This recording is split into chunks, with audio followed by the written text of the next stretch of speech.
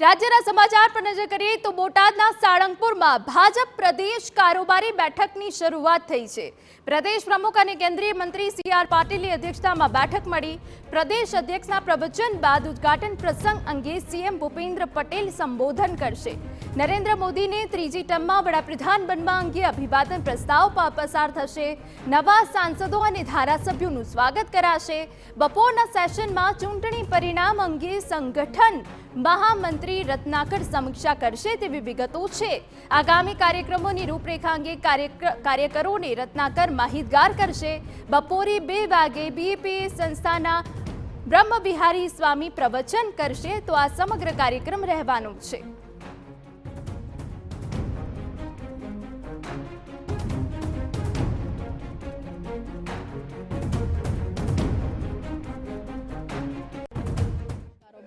तो शुरू थी चुकी है। आप जोई शको छो ते प्रमाणे भाजप प्रदेश प्रमुख सी.आर. पाटील तेमनी साथे मुख्य प्रधान भूपेन्द्र पटेल और केन्द्रीय मंत्री पीयूष गोयल जे जग्या पर थी बैठक शुरू थवानी छे त्यां पहोंची चुक्या छे। दीप प्रागट्यनी साथे बैठकनी शरूआत छे ते थवानी छे।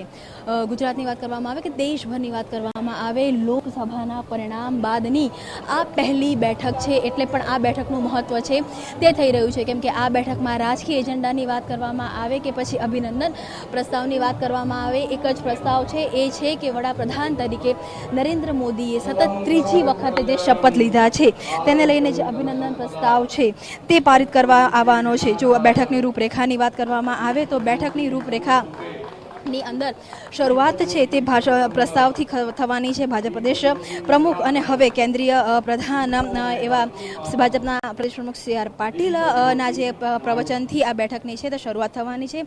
ઉદ્ઘાટન સંબોધનમાં મુખ્યપ્રધાન ભૂપેન્દ્ર પટેલ છે તે પણ રહેવાના છે। તેની સાથે વાત કરવામાં આવે તો એક શોક પ્રસ્તાવ છે તે પારિત થશે અને ત્યારબાદ અભિનંદન પ્રસ્તાવ કે જે આ કારોબારીનો સૌથી મહત્વનો મુદ્દો છે। આપ જોઈ શકો છો કે નવ નિયુક્ત પ્રધાન અને કહી શકાય પ્રથમ વખતના સાંસદ બેન પણ મંચ ઉપર ઉપસ્થિત છે અને તેમના દ્વારા પણ દીપ પ્રાગટ્ય છે તે કરવામાં આવ્યું છે। આ બેઠકની અંદર અભિનંદન પ્રસ્તાવ બાદ સૌથી જે મહત્વનું છે તે છે કે જે નવા સાંસદો છે નવા ધારાસભ્યો છે તેમનું પણ સ્વાગત છે તે કરવામાં આવશે। તેની સાથે જ વાત કરવામાં આવે તો ચૂંટણીની જે સમીક્ષા છે તે કરવામાં આવશે। તેની સાથે જ આગામી સમયની જે કાર્યક્રમ છે રણનીતિ છે તે પણ નક્કી કરવામાં આવશે અને ટૂંક સમયની અંદર આ જે કારોબારીની શરૂઆત છે તે થવા જઈ રહી છે અને તેની અંદર આગામી સમયના એજન્ડા છે તે પણ નક્કી કરવામાં આવશે। કાર્યક્રમ નક્કી કરવામાં આવશે। તેની સાથે જે ચૂંટણીઓ આવી રહી છે તે ચૂંટણીને લઈને પણ અહીંયા એક રણનીતિ છે તે નક્કી થશે। કેમેરામેન નમી સાથે કિંજલ મિશ્રા, TV9 બોટાદ।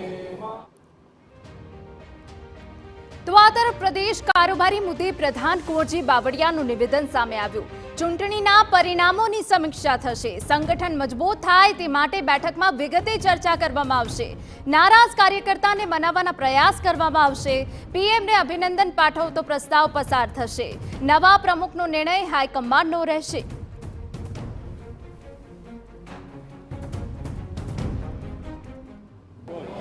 ભાજપની મહત્વની પ્રદેશ કારોબારીની બેઠક બોટાદ ખાતે શરૂ થઈ ચૂકી છે ત્યારે આપણે વાત કરવા માટે સરકારના મંત્રી કુંવરજીભાઈ બાવળિયા ઉપસ્થિત છે। કુંવરજીભાઈ, જે બેઠક છે તેની અંદર બે મુદ્દા મહત્વના છે કે સ્વાભાવિક રીતે કે વડાપ્રધાનને અભિનંદન તો આપવાનું છે પણ તેની સાથે આગામી સમયના જે કાર્યક્રમો છે સરકારની યોજના છે સંગઠનની યોજનાઓ છે તેની પર ચિંતન થવાનું છે। આ બેઠક ભાજપ માટે ગુજરાતના રોડમેપ માટે કેટલી મહત્વપૂર્ણ? ગઈ લોકસભાની ચૂંટણીઓ પછી આ પ્રદેશ ભારતીય જનતા પક્ષની આ બૃહદ કાર્યકારીની કારોબારી બેઠક પ્રથમ વખત મળી રહી છે। ચૂંટણીઓની પરિણામો એની પણ થોડી સમીક્ષાઓ થશે। સાથે સાથે જ્યારે દેશના પ્રધાનમંત્રી ત્રીજી વખત વડાપ્રધાન બન્યા છે એ અંગત પણ એનો ઠરાવ પ્રસ્તાવ આભાર વ્યક્ત અભિનંદન પાઠવતો પ્રસ્તાવ થશે। આગામી દિવસમાં ફરી પાછું સંગઠન નવીનીકરણ સાથે ખૂબ મજબૂતાઈથી આગળ વધે એ માટેની પણ વિગતે કદાચ આ બેઠકમાં ચર્ચા થઈ શકે।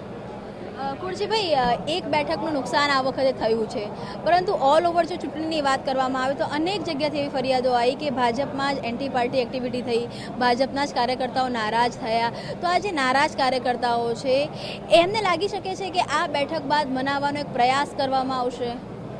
એ આમ તો આખો વિષય છે એ સંગઠનનો વિષય છે। એ નિર્ણય માનનીય પ્રમુખશ્રી અને સંગઠનના પદાધિકારીઓ કરી શકે। પણ તેમ છતાં જે કંઈ થોડા ઘણા નારાજ હશે એને સૌને સાથે સામેલ કરવાનો પ્રયત્ન સંગઠનના માધ્યમથી અને સરકારના માધ્યમથી થશે. એક એવી પણ વાત આવી રહી છે કે સંગઠનની જે આ બેઠક પૂર્ણ થયા બાદ કાર્યકારી અધ્યક્ષની જાહેરાત થઈ શકે છે. આપના આટલા અનુભવ પછી શું લાગે છે, આવું કંઈક પાર્ટી વિચારી રહી છે? એ હવે હાઈકમાન્ડનો વિષય છે, એટલે એના વિશે હું નહીં કહી શકું, પણ એ નિર્ણય લેશે હાઈકમાન્ડનો. ધન્યવાદ અમારી સાથે વાત કરવા માટે. તો સ્વાભાવિક છે કે જે પણ નારાજ જે કાર્યકર્તાઓ છે આ બેઠક બાદ તેમને વોર્મઅપ કરવામાં આવે અથવા એક પ્રકારની નારાજગી છે તે દૂર થાય તે પ્રકારનો પ્રયાસ છે તે સંગઠન કરશે તેવું કુંવરજી બાવળિયાનું કહેવું છે. અને તેની સાથે જો વાત કરવામાં આવે તો હજુ પણ કાર્યકારી પાર્ટી અધ્યક્ષ તરીકે અથવા પ્રદેશ અધ્યક્ષ તરીકે કાર્યકારી અધ્યક્ષને મૂકવા કે નહીં તેને લઈને હજુ કોઈ નિર્ણય થયો નથી તેવું પણ આ અત્યારે સ્પષ્ટ જોવા મળી રહ્યું છે. કેમેરામેન નમ્ર સાથે કિંજલ મિશ્રા, TV9.